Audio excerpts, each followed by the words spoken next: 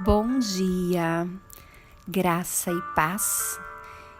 Hoje, nosso 26º dia da campanha, Como ter intimidade com o Espírito Santo, vamos falar do 10º passo, o caminho. Mateus, capítulo 7, versículos 13 e 14. Entrem pela porta estreita, pois larga é a porta e amplo o caminho que leva à perdição, e são muitos os que entram por ela.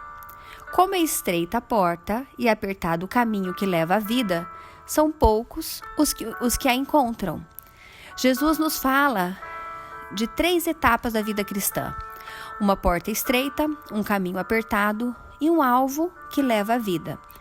Para se trilhar o caminho de Deus, é necessário que haja uma entrada formal, passar pela porta estreita, que Jesus declara ser ele em João capítulo 10, versículo 7 e 9, e essa porta é que vai nos colocar no caminho que vai levar à salvação.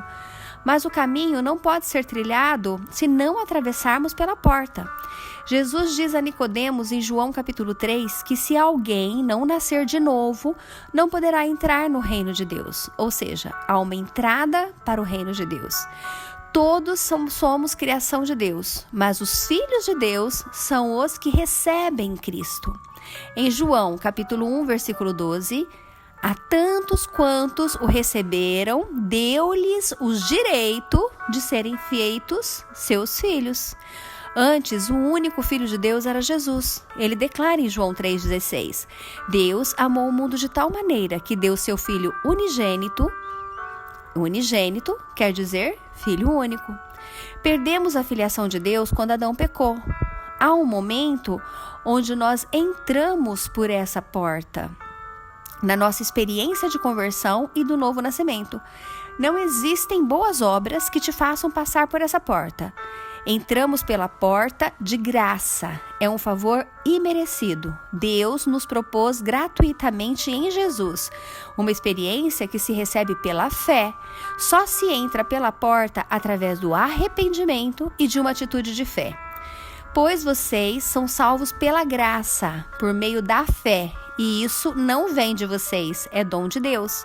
Não por obras, para que ninguém se glorie. Efésios capítulo 2, versículo 8 e 9.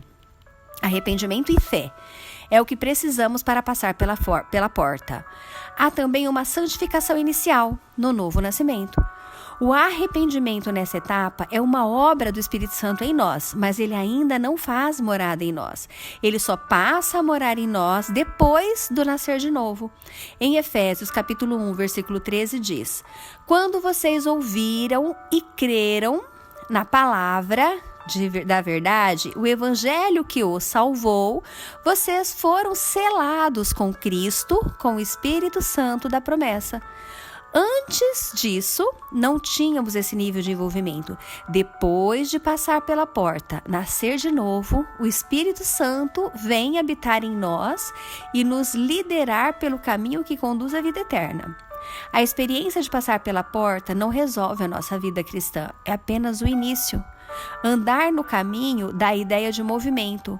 Uma caminhada, um andar nesse trilho. Andar como Cristo andou, trilhar a carreira, perseverando a fé. Isaías capítulo 35, versículo 8. E ali haverá uma grande estrada, um caminho que será chamado caminho de santidade. Os impuros não passarão por ele. Servirá apenas aos que são do caminho. Os insensatos não o tomarão. O caminho deve ser vivido de olho no alvo. Temos que ser motivados a buscá-lo. E o Espírito Santo que vai nos guiar nessa caminhada rumo ao alvo. Nossa interação com o Espírito Santo vai garantir que completaremos a carreira. Romanos, capítulo 8, versículo 14. Porque todos os que são guiados pelo Espírito Santo são filhos de Deus. É no caminho que vamos nos aperfeiçoar em santidade e é no caminho que se fará necessário as obras.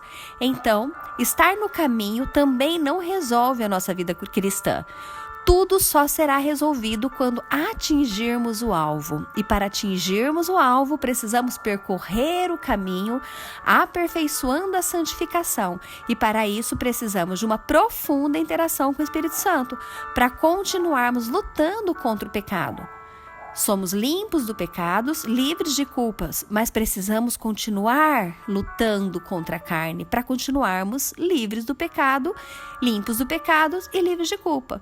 E também o caminho será vivido com obras.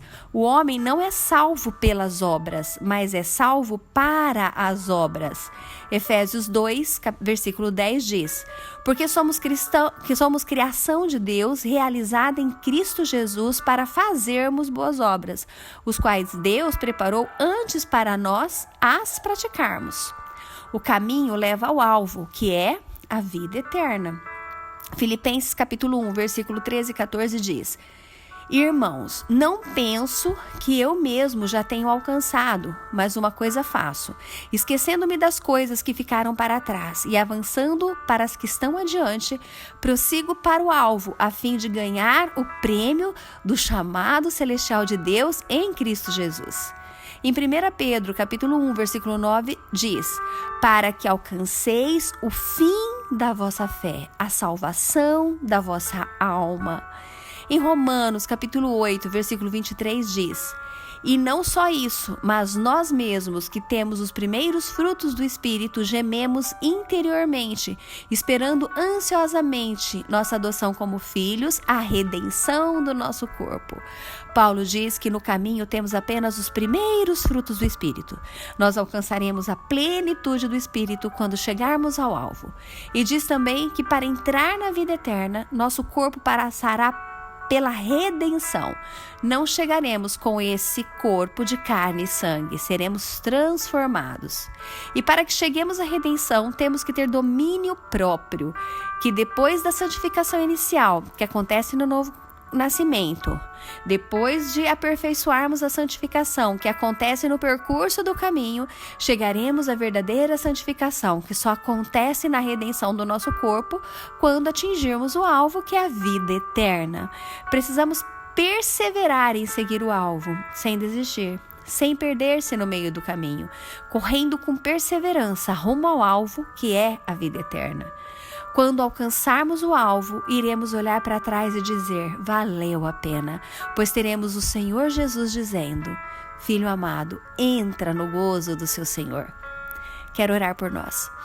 Senhor Deus, que nossa jornada no caminho que leva à vida eterna seja de intensa intimidade com o Espírito Santo de Deus, pois Ele é que nos guiará com a sua voz, dizendo se estamos ou não andando conforme o Senhor deseja, e nos dirigirá a fazer de acordo com a sua vontade, Paizinho.